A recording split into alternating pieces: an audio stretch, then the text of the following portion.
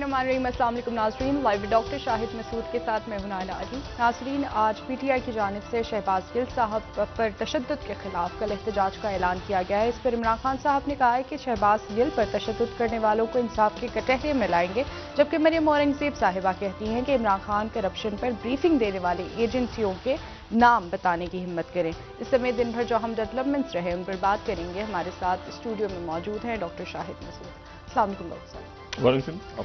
Sir, PTI की जानिब से इस वक्त इल्ज़ामात लगाए जा रहे हैं हुकूमत पर कि शहबाज गिल साहब पर तशद्दुद किया गया, और एक डिबेट हम इस वक्त मीडिया में देख रहे हैं सियासी जमातों के माबैन कि आया शहबाज गिल साहब पर तशद्दुद किया गया या नहीं। इस पर सवालात भी अदालत ने उठाए। क्या समझ रहे हैं कि इस सियासी जो इस वक्त गहमा गहमी और सियासी तलखी देख रहे हैं, इसका अंजाम क्या होगा और क्या जल्द इसका अंजाम हम देख रहे हैं? देखिए, ये तो इस तरह तो मुल्क नहीं चल सकता। मैं पहले आपको सिर्फ ये बताऊं कि शहबाज गिल इस्लामाबाद जो है ना, या पूरा मुल्क इस वक्त जो है वो यानी दो शहबाज नाम की शख्सियात के दरमियान घूम रहा है। एक हैं शहबाज गिल साहब और एक हैं शहबाज शरीफ साहब। अच्छा, अब शहबाज शरीफ साहब क्या इस पूरे मामले को आज उन्होंने जो मुल्क में सैलाब आया है और बाकी सारे मामलात उनके ऊपर कोई तकरीब से खिताब वगैरह किया, लेकिन चूंकि तवज्जो जो है सारे मुल्क की वो शहबाज शरीफ से हट के शहबाज गिल साहब पे है,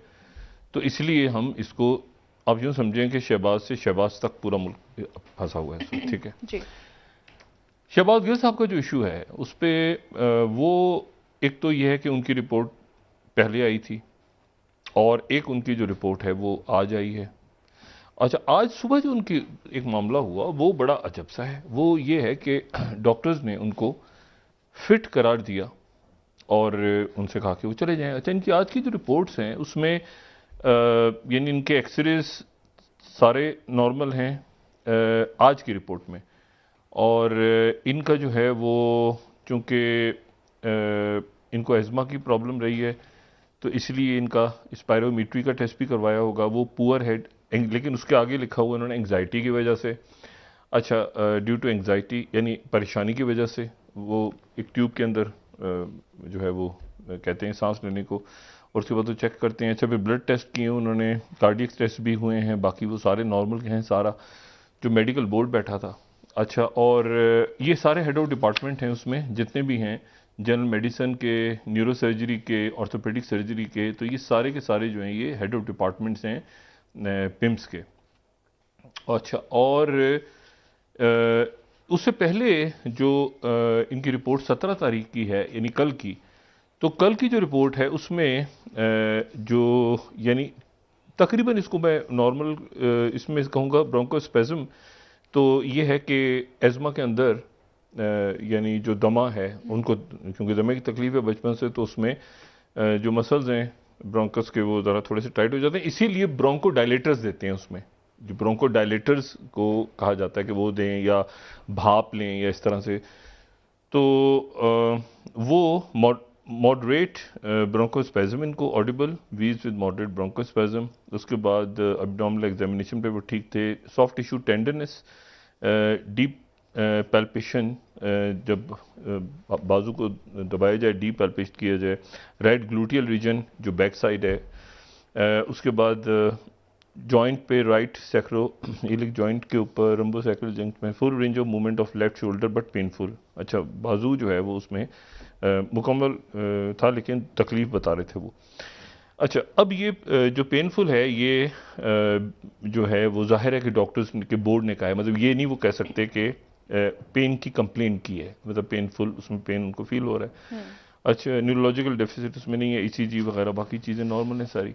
लेकिन मैं जो उसके बाद सारा तमाशा लगा वो एक अजब सा था। अगर वो फिट थे तो उनको इस तरह कैसे लाया गया? मतलब अगर मतलब बिल्कुल फिट, बिल्कुल ठीक करके उनको भेजा है पुलिस के, तो वो व्हील चेयर पे कैसे आए? और व्हील चेयर के साथ ऑक्सीजन लगी हुई है जी। मतलब एक मरीज को जब आप डिस्चार्ज करते हैं, कोई, मुझे नहीं पता कि हॉस्पिटल से डिस्चार्ज कैसे किया गया, मतलब हॉस्पिटल से एक्चुअली डिस्चार्ज कर दिया गया। तो जब डिस्चार्ज कर दिया गया तो ऑक्सीजन सिलेंडर के साथ डिस्चार्ज कर दिया गया, ये तो बड़ी अजीब सी बात है। और मास्क लगा के डिस्चार्ज कर दिया गया, ये भी बड़ी अजीब सी बात है। मतलब उस हॉस्पिटल में रोका जा सकता था कि अगर उनको किसी भी वजह से उनको ऑक्सीजन की जरूरत थी, अगर ऑक्सीजन की जरूरत नहीं थी, देखें बंदा खुद नहीं कह सकता हॉस्पिटल में कि मुझे मास्क लगाओ जरूर, या मुझे ऑक्सीजन का सिलेंडर दो साथ। जी। मतलब हॉस्पिटल वाले देख के उसको हर एक के साथ तो सिलेंडर अगर देने शुरू कर देंगे, हॉस्पिटल वाले तो सिलेंडर खाली हो जाएंगे। तो ये सिलेंडर जो है, ये सिलेंडर ऑक्सीजन का उन्होंने, इसका मतलब है उनको प्रॉब्लम थी ब्रीदिंग की, वो एंग्जाइटी हो, जो भी वजह हो, लेकिन वो प्रॉब्लम, लेकिन ये इस तरह से मैंने कभी डिस्चार्ज होते देखा नहीं है कि एक जो है वो ऑक्सीजन का सिलेंडर भी साथ आ रहा है, मास्क भी लगा हुआ है, व्हील चेयर पे बैठे हुए हैं, फिर व्हील चेयर उठ के जो है वो चली गई, अदालत चली गई। अदालत जाने के बाद वो व्हील चेयर, वो अदालत वो पूछ रहे हैं जज साहब के वो किधर हैं, उन्होंने कहा जी नीचे हैं, उन्होंने कहा ऊपर लेकर आए, उन्होंने कहा ऊपर नहीं आ सकते, उन्होंने कहा कुर्सी समेत ले आए, वो कुर्सी समेत उनको, तो एक अजब तमाशा लगा तमाम रोज़। और फिर उसके बाद अभी इमरान खान साहब गए, तो इमरान खान साहब ने उससे पहले ट्वीट किया, और ट्वीट जो इमरान खान साहब ने किया तो उसमें उन्होंने कहा कि ज़हनी तशद्दुद का भी बनाया गया है और उनको जो है वो फिजिकल टॉर्चर भी किया गया और सेक्सुअली अब्यूज भी किया गया। तो मामला जो है कि बड़ा अजीब सा हो गया अब। और ये हमारे साथ अगर शखावर साहब हों तो मैं उनसे सिर्फ ये पूछूं कि खान साहब को वापस कर दिया है, तो ये अब इनकी ये किसकी कस्टडी में? अच्छा, ये इस वक्त अगर हुकूमत वजीरे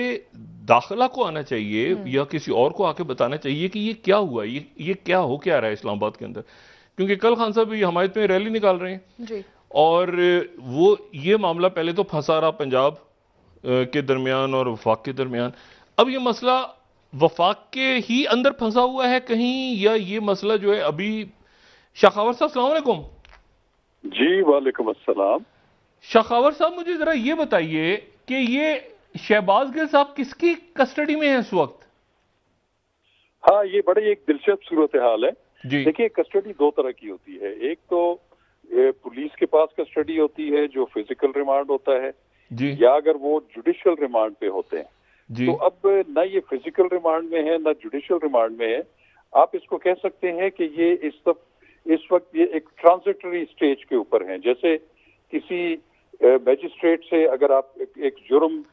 इस्लामाबाद खबर साहब बेचारे के साथ एक तो पहले जुल्म हो रहा है, आप कह रहे हैं जुडिशियल में भी नहीं है, फिजिकल में भी नहीं है, ये कोई हालत दरमियान में परवाज के क्या? मैं आपको अर्ज कर रहा हूँ, मसलन एक बंदा है जो कोई कराची की किसी अदालत में मतलूब है, अच्छा, और वो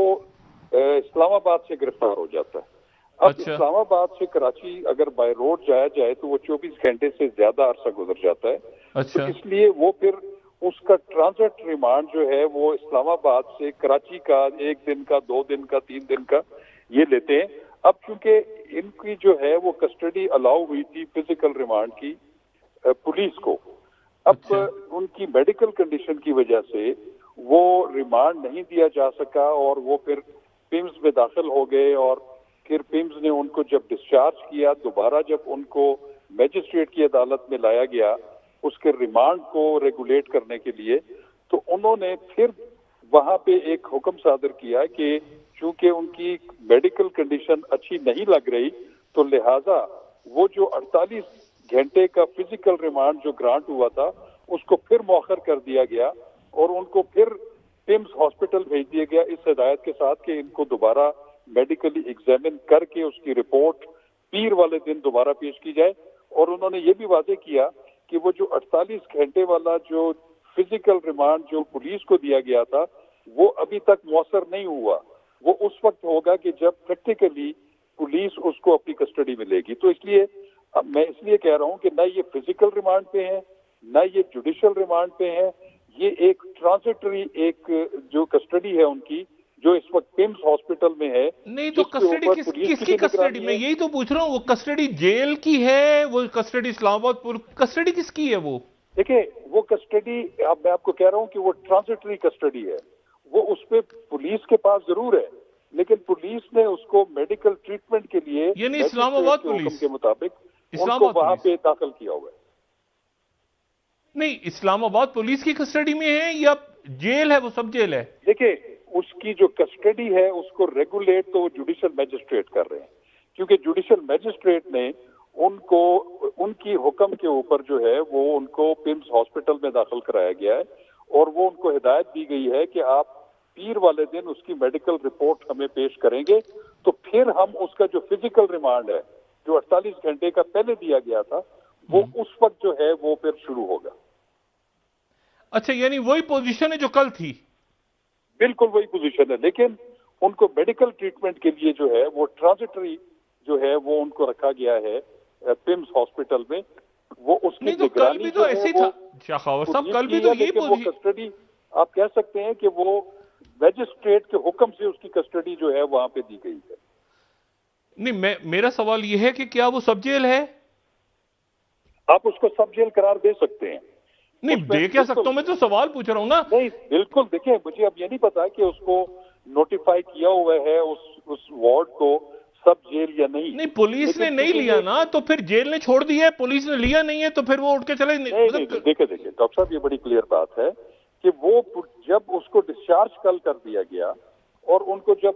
हॉस्पिटल से जब मैजिस्ट्रेट की अदालत में लाया गया तो मैजिस्ट्रेट ने उसकी मेडिकल कंडीशन को मद्देनजर रखते हुए उन्होंने कहा कि इसको दोबारा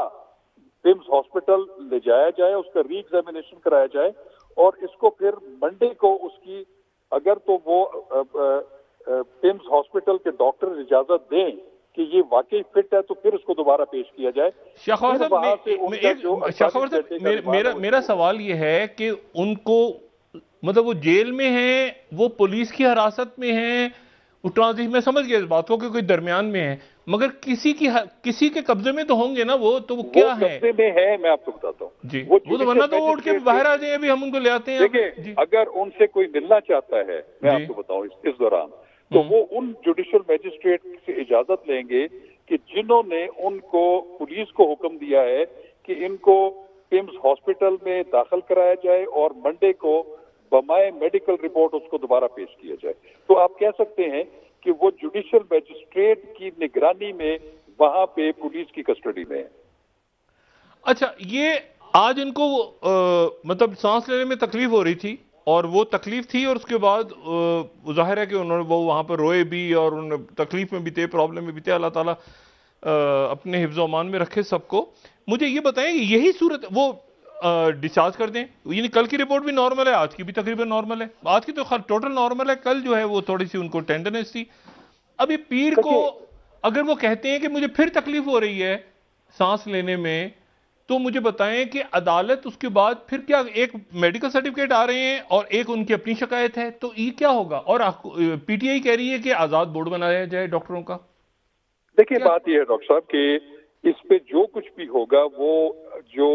डॉक्टर्स का मेडिकल बोर्ड है उनकी ओपिनियन को जो है वो मद्देनजर रखा जाएगा और इसलिए जुडिशियल मैजिस्ट्रेट ने हुक्म ये किया है कि इनको इतना 20 पीर तक जो है वो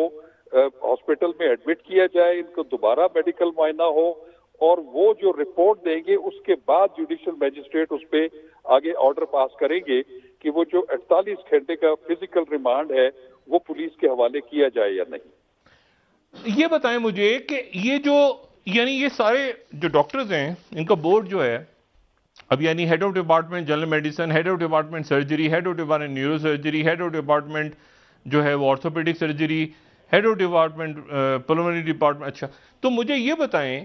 कि ये जो डॉक्टर्स, ये प्रोफेसर हैं सारे और टीचिंग हॉस्पिटल है, हुकूमत सॉरी पीटीआई कह रही है कि ये सरकारी अस्पताल है तो ये रिपोर्टें गड़बड़ हैं और एक अलग से इंडिपेंडेंट मेडिकल बोर्ड बनाया जाए। ये कैसे होगा? ये होता है इस तरह? डॉक्टर बात ये है कि इसमें लीगल पोजीशन क्या है? जी मैं आपको एक बात बताता हूँ। देखिए एक आजाद इंसान है ना, उसको शायद इतनी प्रिविलेजेस हासिल ना हो कि वो उसको as a matter of right तमाम उसके इलाज किए जाएं गवर्नमेंट हॉस्पिटल से, लेकिन जो बंदा कस्टडी में आ जाता है तो उसके हुकूक थोड़े से ज्यादा हो जाते हैं क्योंकि वो फिर स्टेट की कस्टडी में होता है। उसकी फिर जो हिफाजत है, उसकी जान की हिफाजत, उसको अगर कोई तिब्बी प्रॉब्लम है तो वो प्रायोरिटी बेसिस पे उसको दिया जाएगा, इररिस्पेक्टिव कि वो शहबाज गिल साहब है या कोई और है। तो उसी को सामने रखते हुए क्योंकि वो कस्टडी में है तो उनके बारे में जो भी बोर्ड बनेगा वो गवर्नमेंट हॉस्पिटल्स के जो डॉक्टर्स हैं सीनियर, उन पर ही बोर्ड बनेगा। लेकिन अगर किसी को उस बोर्ड की फाइंडिंग पे एतराज है तो उसका भी एक तरीकाकार मौजूद है कि वो फिर डिप्टी कमिश्नर, डिस्ट्रिक्ट मैजिस्ट्रेट को दरखास्त दे सकते हैं कि ये जो बोर्ड है उन्होंने सही एग्जामिन नहीं किया, आप इसके ऊपर एक बड़ा बोर्ड जो है वो तश्कील दे दें। तो इसकी भी गुंजाइश मौजूद है कि लार्जर बोर्ड भी बनाया जा सकता है, इसकी भी कानून में इजाजत है, इसमें कोई ममानियत नहीं है। नहीं तो जजों का भी लार्जर बेंच बन रहा है, डॉक्टरों का भी लार्जर, ये मुल्क में हो क्या रहा है शाखावर साहब? देखिए वो तो कानून है। अब देखिए मैंने जैसे अर्ज किया कि जब एक बंदा गिरफ्तार हो जाता है तो फिर उसकी तमाम जिम्मेदारियां नहीं रियासत की तरफ नहीं, ज्यादा ये हो तो जाती उनका हैं। मुतमईन होना बड़ा जरूरी है, लेकिन मैं सिर्फ ये कह रहा हूं कि इसके ऊपर यानी डिप्टी कमिश्नर कहेंगे, अदालत कहेगी? देखिए डिप्टी कमिश्नर, वो जो डिस्ट्रिक्ट अच्छा मजिस्ट्रेट जो होता है डिप्टी कमिश्नर, वो बोर्ड कॉन्स्टिट्यूट करने का अख्तियार उसके पास होता है। अगर बोर्ड पे किसी को एतराज है या बोर्ड की फाइंडिंग पे किसी को एतराज है, ये आम भी ये कानूनी उसमें ये जो है ना, ये फौजदारी मुकदमात में ऐसा होता है कि अगर कोई किसी के बोर्ड की रिकमेंडेशन से मुतमईन नहीं है, कोई भी फरीक, चाहे वो मुलजिम हो या मुदई हो, तो वो बोर्ड के बारे में बोर्ड को चैलेंज कर सकता है और उसका जो है रेमेडी ज़ाब्ता फौजदारी में डिस्ट्रिक्ट मजिस्ट्रेट के पास है, जो डिप्टी कमिश्नर होता है। अच्छा, लेकिन वो होगा इस्लामाबाद में ही? देखिए होगा तो इस्लामाबाद में ही, लेकिन उसमें इसकी भी कोई ममानियत नहीं है कि अगर कोई और प्राइवेट स्पेशलिस्ट को भी अगर उसमें एंगेज कर दिया जाए तो वो भी डिप्टी कमिश्नर या डिस्ट्रिक्ट मजिस्ट्रेट उनको भी जो है उनकी खिदमत भी दे सकता है, लेकिन उसको हेड करेगा वो गवर्नमेंट हॉस्पिटल का ही कोई ओहदेदार या प्रोफेसर करेगा। अच्छा, यानी इसी बोर्ड के अंदर आप कहते हैं कि मजीद डॉक्टर्स को शामिल किया जा सकता है? देखिए आपने वो मियां नवाज शरीफ वाला जो है आपको केस याद होगा कि उसमें जो बोर्ड कॉन्स्टिट्यूट किया गया था, उसमें जो मियां नवाज शरीफ साहब या उनकी फैमिली की तरफ से भी एक रिकमेंडेड डॉक्टर को भी बोर्ड में शामिल कर लिया गया था, तो उसमें कोई ममानियत नहीं है। और हाँ, मैं ये समझता हूँ कि अगर पीटीआई की तरफ से मुतालबा आता है कि उनके भी किसी स्पेशलिस्ट डॉक्टर को भी बोर्ड में रखा जाए, तो उसमें कोई ममानियत नहीं है, उनको भी बोर्ड में रखा जा सकता है। लेकिन वो जो कलेक्टिव राय होगी वो बोर्ड की कलेक्टिव राय होगी, जिसको जो है सरबराही वो गवर्नमेंट हॉस्पिटल का ही कोई ओहदेदार करेगा। अच्छा, ये जो तशद्दुद की बात आ रही है, वो कह रहे हैं तशद्दुद हुआ, रिपोर्ट में तशद्दुद नहीं है, तो इसको क्या ये कैसे सॉल्व? मेडिको लीगल केस है, ये क्या है फिर कहां पे हुआ ये? डॉक्टर साहब मैं आपको एक बात बताऊं कि नॉर्मली भी जब भी किसी को किसी मुलजिम का जिस्मानी रिमांड लिया जाता है तो ये एक रूटीन है कि मैजिस्ट्रेट उसमें लिखता है कि आप उसकी कस्टडी लेने से पहले और बाद में उसका मेडिकल करवाएं, और ताकि मैजिस्ट्रेट को पता हो कि इसकी पहले रिमांड से पहले की उसकी मेडिकल कंडीशन क्या है या उसकी जिस्म की क्या हालत है और रिमांड के बाद क्या होगी। ये रूटीन मैटर्स हैं। और उसके अलावा एक और भी डॉक्टर साहब मैं आपको बताऊं कि जब किसी को जुडिशियल रिमांड पे भेजा जाता है और वो जब जेल की कस्टडी में जाने लगता है, तो अगर जेल का अमला या सुपरिटेंडेंट उसको ये नजर आए कि ये जख्मी है या उसके जिस्म पर तशद्दुद के निशानात हैं, तो वो उसकी कस्टडी रिटेन करने से भी इनकार कर सकता है। वो कह सकता है कि पहले इनका इलाज करवाया जाए हॉस्पिटल से और ये इसकी तहकीक की जाए कि ये क्यों जख्मी है, उसके बाद फिर वो जेल सुपरिटेंडेंट उसको एडमिट करेगा। तो ये हुकूक जो है ये शहरियों को हासिल होते हैं और रूटीन में भी ऐसे ऑर्डर जो है ये पास होते रहते हैं। नहीं, वो अगर कह रहे हैं, देखें अब तो इमरान खान साहब ने ट्वीट जो किया है अभी, वो तो उन्होंने बहुत ही खतरनाक ट्वीट है उनका। वो कह रहे हैं कि जिस्मानी भी है तो ज़हनी भी है तो सेक्सुअल अब्यूज़ भी है, तो ये जो उनका ट्वीट है अभी, तो ये तो बड़ी एक इसको ज़रा बड़ा करेंगे स्क्रीन पे, तो ये तो देखें ना, ये तो बहुत, अब इसको कैसे आगे चला जाएगा? यानी अब इस पे बोर्ड जो बनेगा तो यानी कैसे तय होगा ये? यानी मैं तो नहीं समझ पा रहा। आपको बताऊं, देखिए जो भी किसी की भी जो फिजिकल कंडीशन है, किसी के साथ तशद्दुद हुआ है, किसी के साथ ज्यादती हुई है, उसका तयन तो मेडिकल बोर्ड या मेडिकल ऑफिसर ही करेगा। उसकी ओपिनियन को जो है वो समझा जाएगा कि वो ठीक है। उसके बाद भी अगर किसी को एतराज है तो उसके ऊपर भी बोर्ड बन सकता है। बोर्ड बन सकता है, बिल्कुल सही है। अच्छा, और फिर उसके बाद, अच्छा पुलिस ने आज कहा हमें 8 दिन का चाहिए, 8 दिन का रिमांड, वो शायद दरख्वास्त अदालत ने एंटरटेन नहीं की, तो अब यानी लेकिन पीर के रोज से वहीं से सिलसिला जुड़ेगा जहां इस वक्त खत्म हुआ। और मैं इसको इस तरह समझ सकता हूं कि इस वक्त वो जेल का अमला भी वहां बैठा है और इस्लामाबाद पुलिस भी बैठी है गालिबन। जी, उनकी जो पोजीशन है वो एक ट्रांजिशन की पोजीशन है, जो कि मैजिस्ट्रेट उनकी जो अरेस्ट है या वहां पे डिटेंशन है उसको रेगुलेट कर रहे हैं। बिल्कुल ठीक है, बहुत शुक्रिया शाखावर साहब। ये मामला बड़ा बहुत उलझ गया है। आज जो कुछ हुआ है सुबह देखें, और वो रो भी रहे थे, उनके जो है वो करा भी रहे थे, उनकी आवाज़ें भी थीं, और फिर उसके बाद सारा मामला हुआ। तो बात सारी ये है कि ये अब इसको बहुत से लोग इसको इस तरह से ले रहे हैं कि जी इन्होंने भी माजी में किया, जो कि मुनासिब बात मेरा ख्याल है, चूंकि चंद लोगों के नज़दीक शायद मुनासिब हो, लेकिन मुनासिब नहीं है ये बात, क्योंकि किसी को भी तकलीफ हो या कोई भी प्रॉब्लम में हो तो उसको उसके लिए बात नहीं करनी चाहिए। और बुनियादी इंसानी हकूक़ हैं, और ख़ास तौर पे जब कस्टडी में हो और एक सियासी शख्सियत हो और एक बड़ी मुल्क की बड़ी जमात के या सबसे बड़ी जमात जो भी कहें आप पार्लियामेंट में, सुप्रीम कोर्ट का कहना है इमरान खान साहब के वो बिल्कुल राइट हैंड हो और उनके, तो एक तो देखें ये तासुर जो है वो ज़ायल हो गया कि पीटीआई से नहीं खड़ी, तो इमरान खान साहब खुद गए। और जो दूसरी उसमें बात हुई वो ये कि कानून का एहतराम हुआ। वो जब खान साहब से कहा कि वापस चले, बहुत सारे लोग, लेकिन वो वहाँ पर किसी किस्म की तोड़ फोड़ और ऐसी कोई बात नहीं है, अस्पताल है, सरकारी अस्पताल है, बाकी वहाँ पे मरीज हैं सारा, तो वो नारे वगैरह लगे बाहर, लेकिन उसके बाद गालिबन मेरा ख्याल है अब वहाँ पे कारकुन नहीं है। कल खान साहब एक रैली निकाल रहे हैं, परसों जो है वो इमरान खान साहब एक जलसा कर रहे हैं जो शेख रशीद साहब के हल्के में हो रहा है। लेकिन इसमें जो अहम बात है वो ये है कि हुकूमत इसकी ओनरशिप जो है ना कि क्या हुआ, यानी क्या मामला है क्या नहीं है, हुकूमत थोड़ा सा फिर दोबारा थोड़ा सा वो यानी बैकफुट कह लें, या क्योंकि तशद्दुद हुआ है, कहाँ पे हुआ है, कैसे हुआ है, फिट अगर वो थे तो डिस्चार्ज कैसे हो गए, तो इसको कोई ना कोई एक ऐसी शख्सियत होनी चाहिए जो उस पूरे हुकूमत की तरफ से, क्योंकि बहरहाल हुकूमत की कस्टडी में ही है ना सरकारी अस्पताल में, तो इसको और सियासी इशू भी है, तो वो इसको इंश्योर करें कि भाई ये मामला ऐसे कैसे हो रहा है। और वहाँ पे कुछ वजीर सेहत अगर हमारे हैं तो जाके कोई चक्कर लगाएं, या वजीर दाखिला या वजीर, ताकि वो एक वो हो जाए, सुकून हो कि भाई कोई पॉलिटिकल शख्सियत भी गई है वहाँ।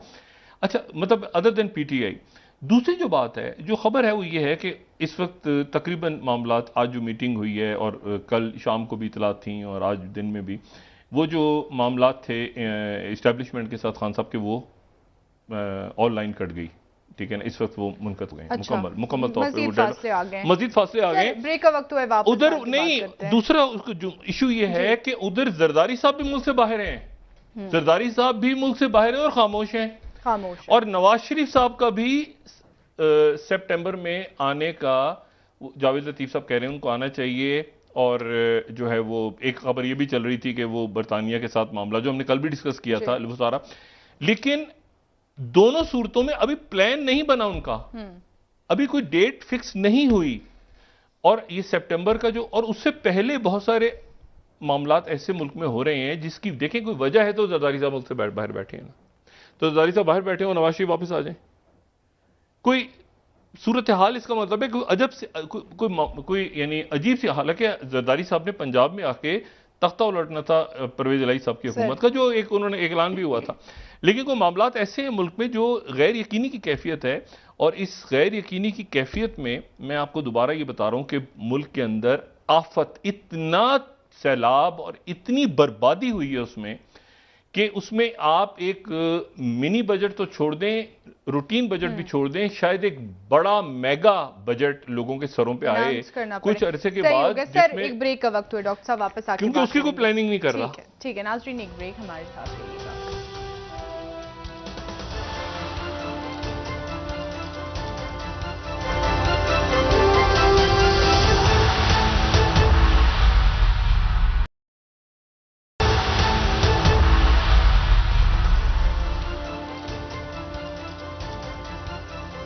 वेलकम बैक नाज़रीन। जी डॉक्टर साहब, ब्रेक से पहले आपने बात की कि इमरान खान साहब की जो एस्टेब्लिशमेंट और इमरान खान साहब के दरमियान जो है वो फासले नजर आ रहे हैं। फासले हैं, वो कोई किसी किस्म का ब्रेक थ्रू नहीं हो रहा, लेकिन मुझे तो हुकूमत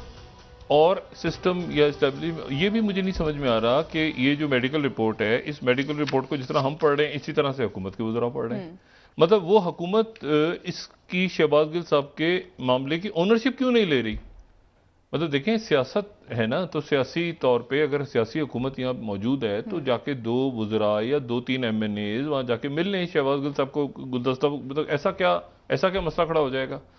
भाई बात यह है कि इसकी जो ओनरशिप है, इस सारे मामले की एक ओनरशिप होती है ना, तो वो ओनरशिप तो जिस तरह हम रिपोर्ट पढ़ रहे हैं उसी तरह हुकूमत के लोग पढ़ रहे हैं रिपोर्ट। ये रिपोर्ट हमने पढ़ी, वो रिपोर्ट उन्होंने पढ़ दी, वही, ये ऐसे नहीं होता। तो उससे ये अंदाजा हो रहा है कि हुकूमत जो है वो भी ओनरशिप नहीं ले पा रही इस मामले की। और वो जो है वो अब ये पीर के दिन कहाँ मामला जाता है। दूसरी बात, उनकी तरफ से मुस्लिम लीग नून की तरफ से क्लैरिफिकेशन हुई कि जी वो अभी अपील में नहीं केस लगा और सारा नहीं लगा। इसलिए मैं उस दिन भी कह रहा था कि वो नवाज शरीफ साहब जो हैं, ये जो गैर यकीनी सूरत हाल है, उस गैर यकीनी सूरत हाल में देखो मुख्तलिफ एयरपोर्ट पर उतर सकते हैं इधर, अभी तक कोई ऐसा प्लान नहीं है, अभी तक कोई ऐसा प्लान नहीं है। जब तारीख का हो जाएगा तय तो हम यहाँ बता देंगे, लेकिन अभी मैं आपसे कह रहा हूँ कि इतनी गैर यकीनी है कि जरदारी साहब वापस नहीं आ रहे मुल्क में, तो जाहिर है कि वो एक गैर यकीनी सूरत हाल है। बिल्कुल खामोशी आप नोट करें ना, बिल्कुल खामोशी छाई हुई है पीपल्स पार्टी की क़यादत की तरफ से। तो ये गैर यकीनी ख़त्म होनी चाहिए किसी ना किसी तरह से, और ये गैर यकीनी चूंकि मुल्क के अंदर जो बहुत बड़े पैमाने पे ये आपने जितनी प्रोजेक्शंस की हुई थी कि जी टैक्स लगेगा और इतने लोगों से होगा, ये सारा का सारा इस वक्त एक आफत मुल्क में आई हुई है। तो आगे जाके मुझे नहीं पता, जो मैंने कल भी बात की थी कि प्रायोरिटी तो ये होनी चाहिए मुल्क में कि देखिए ना, कहीं वाइल्ड फायर्स हो रही हैं, कहीं पे वो फ्लडिंग हो रही है, कहीं पे पाकिस्तान में बहुत ज्यादा हुआ है इस दफा बहुत बर्बादी और मुस्तकिल उस पहल चले जा रहे हैं। तो इसके ऊपर तो कोई बात ही नहीं कर रहा, ठीक है ना। इसको क्या लोगों को करना है, कैसे करना है, मतलब कौन सी हुकूमत सूबे में, क्या वो कोई इफ्तिताह हो रहा है, कहीं तकरीर हो रही है, सियासत हो रही है, कुछ हो रहा है, तो बाकी तो अवाम की तो बिल्कुल अवाम तो ख्वार हो गए हैं इसके अंदर। एक बात, दूसरी जो बात है वो ये है कि देखें खित्ते में बार बार बात करता हूं कि खित्ते के हालात इसके मुतहम्मिल नहीं हो सकते इस पूरी सूरत हाल के। ये जो मामला चल रहा है ये श्रीलंका का, श्रीलंका के हम्बनतोता पोर्ट के ऊपर ये जो जहाज आके चाइना का वहां पे डॉक कर गया है, तो ये जो वोंग यांग 5 जो है, ये मतलब लॉन्ग व्यू, इसको इंग्लिश में कहें तो लॉन्ग व्यू, ये उनकी 3rd जनरेशन के ये जहाज है, बड़े जहाज, और ये हम्बनतोता पोर्ट पे लैंड कर गया और ये सर्वेलेंस जहाज है। उसकी वजह से मैंने जो कल भी बात की थी कि इंडिया के अंदर एक तशवीश ये है कि हमने मदद की श्रीलंका की ताकि चाइना का असर कम हो, और चाइना को अलाउ कर दिया श्रीलंका ने कि वो आके यहाँ पे सर्वेलेंस और अच्छा वो जो सर्वेलेंस का है वो जाहिर है कि वो उसकी रेंज ऐसी है कि अगर आप एक रेडियस, एक ऐसे रेडियस 750 किलोमीटर का करें तो उसमें 6 बंदरगाहें आती हैं भारत की, और 2 उसमें जो उनकी न्यूक्लियर फैसिलिटीज हैं वो उसमें आती हैं। तो वहां आके चाइना बैठ गया, यानी चाइना आ गया, चाइना ने कहा हम यहां पे बैठे हैं। ये बात मैंने पहले भी की थी कि क्वाड का अगर अमेरिका के साथ मामलात उलझेंगे चाइना के, तो वो ताइवान और उस तरफ अपनी प्रेजेंस को बढ़ाने के साथ साथ वो इंडिया के साथ तो अब नॉर्थ ऊपर और ये साउथ, और इंडिया की जो जाहिर है कि नेवीज जो हैं मुल्कों की रवायती तौर पे नेवीज उस तरह से नहीं बनी हुई जिस तरह की इनकी बनी हुई है। चाइना देखें ना, चाइना का तो ये जो इनका योंग वैंग 5 है, तो पैसिफिक में 1 और 2 पैसिफिक में घूम रहे हैं, जो 3 है वो अटलांटिक में है, गालिबन इंडियन में है 3, 4 और 5वां ये है। और ये वो उस वक्त यूएन लाई और माओ ज़ेडुंग के ज़माने में 60 की दिहाई में ये जहाज इनके से स्टार्ट हुए थे। ये 3rd जनरेशन है उसकी जहाज़ों के, बड़े जदीद जहाज हैं। अब इशू ये है कि एक तो ये मामला, दूसरा ये है कि वो मशकें शुरू हो रही हैं, फौजी मशकें, की न्यूक्लियर फैसिलिटीज हैं। अच्छा, और ये जो है उस तरफ अगर हम देखें, नाइपर रिवर के उस तरफ हम देखें तो वो इलाके हैं जो कि यूक्रेन के पास हैं जी। और यहाँ पर जो है अब ये न्यूक्लियर प्लांट को रशिया ने शुरू में ही ये ले लिया था, यहाँ पे आ गई थी उनकी फौज, और रशिया जो है वो एक इस पावर प्लांट को काटने जा रहा है यूक्रेन के साथ। तो बड़ा इलाका जो यूक्रेन का है वहां पे बिजली खत्म हो जाएगी, लेकिन यूक्रेन ये कह रहा है कि यहां पर रशिया इस प्लांट के ऊपर हमला कर सकता है, यानी खुदा न खास्ता न्यूक्लियर प्लांट पे हमला हो तो क्या, रशिया कह रहा है कि यहां पे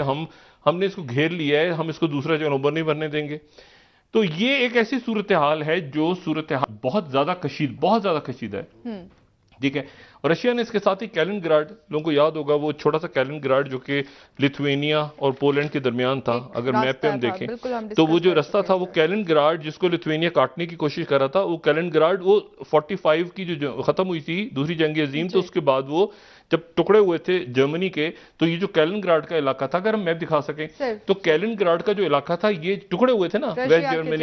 जर्मनी के वेस्ट, तुम ले लो, ये ले लो, आगे ले लो, पीछे। तो ये कैलिनग्राड जो था, ये कैलिनग्राड जो रेड कलर का नजर आ रहा है हमें, स्वाल्की कॉरिडोर से, ये रशिया ने ले लिया था, ये जर्मनी का हिस्सा था असल में। तो अब वहां पर हाइपरसोनिक मिसाइल्स भेज रहा है रशिया, हाइपरसोनिक मिसाइल्स, ठीक है, और वहां 90,000 से 2 लाख की करीब फौज है, लेकिन हाइपरसोनिक मिसाइल्स वहां पे आ रहे हैं, जो उनके जदीद तरीन हाइपरसोनिक मिसाइल, जो हमने पिछले दिनों बात की थी, उनके हवा की रफ्तार से 10 गुना ज्यादा हाइपरसोनिक, तो वो मिसाइल वहां पे आ रहे हैं। तो ये पूरा जो रीजन है, और साथ ही उसके वो जो उन्होंने डिमांड की थी यूनाइटेड नेशंस के सेक्रेटरी जनरल ने, वो अभी तक वो यूक्रेन में है वो, लेकिन ये कि वो बात आगे नहीं बढ़ी। वो जो गंदम की सप्लाई दुनिया को होनी थी, वो भी अब बात आगे नहीं बढ़ी। जो डीमिलिटराइजेशन की उन्होंने बात की थी कि एक जोन बना दिया जाए जहां डीमिलिटराइजेशन, जैसे कोरिया के दरमियान बना हुआ है साउथ और नॉर्थ कोरिया में, वो बात भी आगे नहीं बढ़ी। तो ये सारे जो खित्ते के मामलात, रीजनल इश्यूज हैं, ये ऐसे हैं कि इसमें हर रोज कोई डेवलपमेंट हो रही है, रोज इसमें डेवलपमेंट हो रही है। और अगर वाहिद चीज कोई पाकिस्तान जिसका बतौर रियासत मुतामिल नहीं हो सकता, तो वो ये है कि उसमें अंदरूनी इंतशार और खल्फिशार इतना ज्यादा हो कि ओनरशिप, एक ये भी नहीं पता चल रहा कि, यानी आप ये देखें कि शहबाज गिल किसकी कस्टडी में, इसमें बहस हो रही है, वो इसकी कस्टडी में है, वो उसकी, पहले उस दिन भी ये हो रहा था, अभी भी यही हो रहा है। तो बात यह है कि ये ओनरशिप तो लेनी, और मेरा तो ख्याल है कि हुकूमत को फौरी तौर पे लेनी चाहिए इसकी ओनरशिप आके, क्योंकि उसकी वजह यह है कि देखें गवर्नेंस वाला मामला तो चला गया, वो तो बात हुई कि पिछले दिन हमने बात की कि खान साहब ने कहा कि गवर्नेंस वाला। दूसरी बात यह कि अगर मुस्लिम लीग नून या बाकी पीपल्स पार्टी के लोगों के साथ माजी में ज्यादती हुई है, तो ये वाला जो केस हुआ है, लोग वो पुरानी ज्यादतियां भूल गए। वो लोगों को याद दिलाना पड़ रहा है कि हनीफ अब्बासी के साथ क्या हुआ था, तो मरीम नवाज साहबा के साथ क्या, क्योंकि लोगों के जहन में ये वाला जो था कि सियासी कैदियों के साथ क्या, ये वाला भी इमरान खान साहब ले गए हाथ में। देखिए ना, गवर्नेंस वाला भी नहीं, तो इस वक्त कह रही है कि ये बहुत बड़ी, ये पंजाब में तो हुकूमत आपके इत्तेहादी मीडिया के साथ उनके दौर में क्या हुआ, इधर चैनल बंद हो गया, इधर चैनल, मैं आपसे वही बात कह रहा हूं ना कि ये तो एक अजीब सा मामला हो गया ना, कि एक बड़ा हुकूमत जो मुस्लिम लीग नून और इत्तेहादी हुकूमत के बाद बड़ा वो था कि जी हम, और था कि जी खान साहब के दौर में मीडिया के ऊपर बहुत पाबंदियां लगी और लोग, लेकिन मसला है कि यहां चैनल बंद हो गया, यहां पर तो मसला वो बराबर हो गया, वो भी हिसाब किताब, बल्कि अब लोग पुराना भूल के ये, इसी तरह से वो महंगाई और बाकी सारे इशू उनके गले पर, इसी तरह से वो जो सियासी कैदियों वाला मामला था कि उनके दौर में किसके साथ क्या हुआ, वो मरीम नवाज, अब वो याद दिलाना पड़ रहा है। मसला ये है कि लोगों के जहन में इस वक्त शहबाज गिल आ रहा है, अब पूछे तो सबसे पहले शहबाज गिल। तो इसलिए मैं जो बात कह रहा हूं वो कह रहा हूं कि मैं बार बार कहता हूं कि जब इस सेटअप में आए थे ना, इसमें रिलीफ मिली है किसी किस्म की, सारा का सारा जो बोझ था वो हमारे दौर में, देखिए शॉर्ट टर्म मेमोरी होती है ना लोगों की, लोग भूल गए हैं कि क्या हुआ था उस वक्त। तो कहते थे उस वक्त कि हाँ यार मरीम नवाज साहबा देखिए उनके वालिद के सामने गिरफ्तार किया, ये किया जाता, लेकिन अब मसला ये है कि अब इस वक्त वो पुराने क्लिप चलाने पड़ रहे हैं उन्हें, लोग कह रहे हैं भाई शहबाज गिल के साथ क्या किए। तो ये जो इशू था, इसको भी पीटीआई ले गई अपनी तरफ, और ये मामला जो है ये संगीन मामला है। देखिए ये इसमें वो कह रहे हैं कि जी खान साहब की जान को खतरा है, खान साहब जो है वो, मतलब इसको रिजॉल्व करना पड़ेगा हुकूमत को, आगे आके जो है वो एक कदम आगे, 3 कदम, 1 कदम आगे, 2 कदम आगे आके इसको ये देखें, खुद हुकूमत देखे कि ये मेडिकल का मामला क्या है, इल्जामात क्यों लग रहे हैं, वो सरकारी अस्पताल में हैं, वो इस्लामाबाद है, यानी अब ऐसा भी नहीं है कि आप कहेंगे जी पंजाब में हुकूमत परवेज इलाही साहब की है तो पंजाब की जेल में अडयाला में क्या करेंगे, इस्लामाबाद के अंदर मौजूद हैं, इस्लामाबाद के अंदर जाके देखें, सारा सिलसिले को लुक आफ्टर करें और इसकी ओनरशिप लें। ये अगर आप टीवी पे बैठ के जैसे कहना, ये तो सारे टॉक शोज में डिस्कस हो रहा है, तो वही हुकूमत भी करेगी, तो वो तो इस तरह तो मुल्क नहीं चलेगा। और फिर उसके बाद जो मैंने पहले बात की थी कि अहम फैसले अगर कर रहे हैं आने वाले दिनों में, अहम फैसले करने हैं ना चंद दिनों के बाद, तो मुझे ये बताएं कि उसमें अगर इतनी कशीदगी होगी और इतनी सूरत हाल, तो ये लग रहा है कि हुकूमत तो कर ही नहीं पा रही, हुकूमत के पास, तो फिर वो कैसे हुकूमत जो है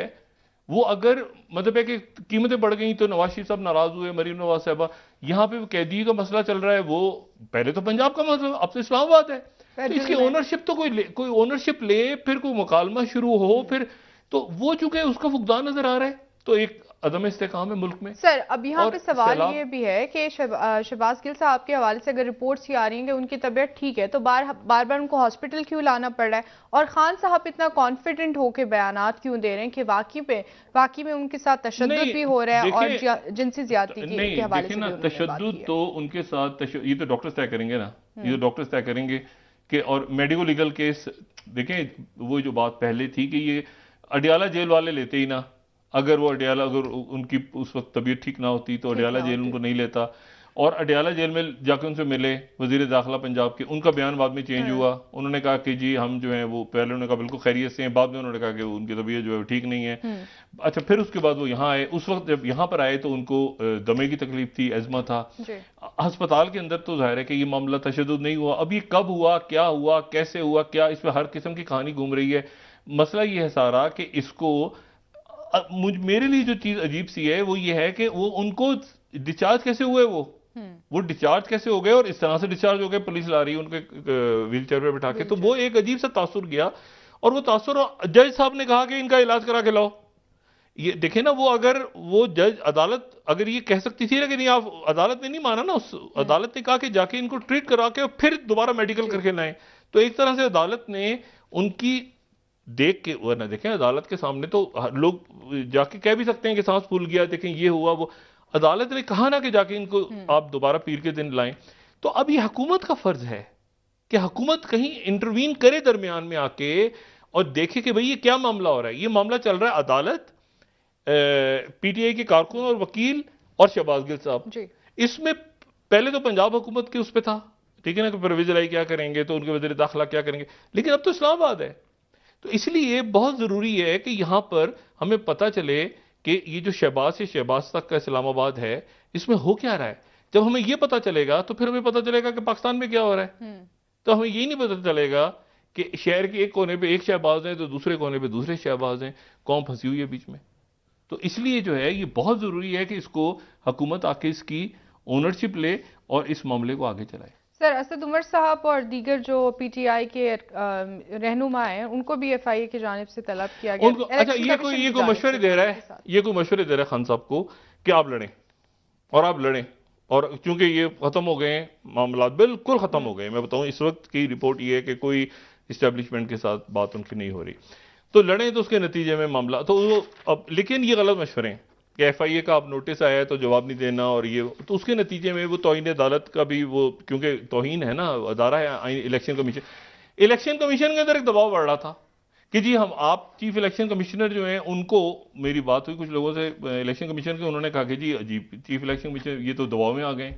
ये तो इमरान खान, तो उन्होंने वो उनको नोटिस जारी कर दिए कि वजाहत करें, खुद आए, ये वकील इनके इंगेज हो रहे हैं। आहिस्ता आहिस्ता इतने मामला खुलते जा रहे हैं कि हर जगह फैसल चौधरी साहब या बाबर एवान साहब या वो जो शोएब शाहीन साहब हैं या बाकी लोग तो नहीं, बहुत ज्यादा केसेस खुल रहे हैं, इधर पेपर चैलेंज, उधर पेपर, ये फलां, उधर दिमागना, वो कंज्यूम हो रहे हैं लोग। तो ये, और उधर से जो, लेकिन डॉक्टर साहब इस वक्त पीटीआई हुकूमत में नहीं है और अवाम का एक बहुत एक पावर साथ है उनके, तो क्या इस वक्त इस तरह की जारिहाना सियासत उनके फेवर में नहीं है? मसला ये है कि देखें, असल बात यह है कि शहबाज शरीफ साहब और नवाज शरीफ साहब क्या सोच रहे हैं। अल्टीमेटली ये सारा का सारा उनके ऊपर आएगा और वो फैसला करेंगे। और मैं अपनी उस राय पे अभी भी कायम हूं, जो मर्जी कहें कि नवाज शरीफ साहब इस सेटअप से खुश नहीं थे और ना अब हैं, कि ये क्या मसला गले पड़ गया है। देखिए ना, अभी शहबाज गिल साहब का नवाज शरीफ सोच रहे हैं बैठ के कि यार एक मिनट है, जो मैं वास्ते का प्लान कर रहा था, ये फिर शहबाज गिल आ गए बीच में, इमरान खान आ रहे हैं, फिर कल रैली निकालेंगे, फिर लोग होंगे, फिर परसों जलसा होगा, फिर वो कहेंगे भाई एक मिनट ठहर जाओ, इनको बताओ कि भाई मैं भी जेल में रहा हूं, मेरे लोग कहेंगे नहीं कौन, ये देखें ये तो शहबाज गिल। तो ये जो था ना सारा सिलसिला कि जो, और वहां पे देखें, वहां पर मरीम नवाज साहबा की जब गिरफ्तारी हुई वालिद के सामने, वहां पर बड़े इश्यूज हनीफ अब्बासी साहब को लेके गए, फरियाल तालपुर। मसला ये कि वहां पर भी हुआ, लेकिन ये जो इशू आया है तो वो लोग वो भी भूल गए, वो महंगाई इधर आई तो लोग पहले भी भूल गए, वो गवर्नेंस आई तो वो भी भूल गए। तो ये आखिर में मतलब अब तो बनता है ना, नवाज शरीफ साहब पूछे शहबाज शरीफ साहब से कि यार मैं तुमसे बात करूं शहबाज, मतलब ये नंबर मैं वजीर आजम हाउस का मिलाऊं या मैं पिम्स का मिला के उस शहबाज से बात करूं कि वो जरा सूरत हाल को, मतलब ये बहुत शुक्रिया डॉक्टर साहब, प्रोग्राम का वक्त खत्म हो रहा है, किसके हाथ में है? सही हो गया, बहुत शुक्रिया नाज़रीन, कल इंशाल्लाह दोबारा आपसे मुलाकात होगी। सिस्टम नहीं चल रहा, बिल्कुल सर, ऐसे ही है, कल इंशाल्लाह दोबारा आपसे मुलाकात होगी। मुझे नाइला अली को इजाजत दीजिए, अल्लाह हाफ़िज़। अपना दोस्तों रिश्तेदारों गुरदनवाह के लोगों का सब ख्याल रखिएगा।